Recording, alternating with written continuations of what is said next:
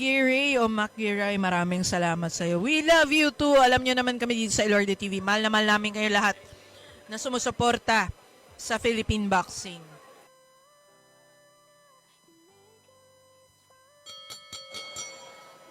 Ladies and gentlemen, let's give these two fighters a big warm of applause. What a good fight. And now, ladies and gentlemen, after 6 rounds of boxing, we go to the scorecards. And here are the scores of the 3 judges. Oliver Garcia scores about 59-54.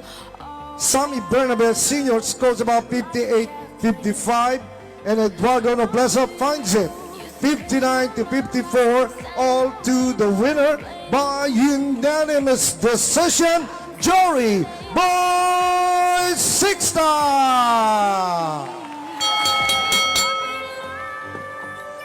There you have it, your winner, Jory Boy Sixta from Olivetti Boxing Gym, winning via unanimous decision. Partner, baka may rematch to, no? Ang ganda kasi ng laban. There could be. Sabi nga nila, we must accelerate a little bit. Pwedeng maglaban sila on the 8th round. Kasi yung 6th round, more or less, baka the possibility of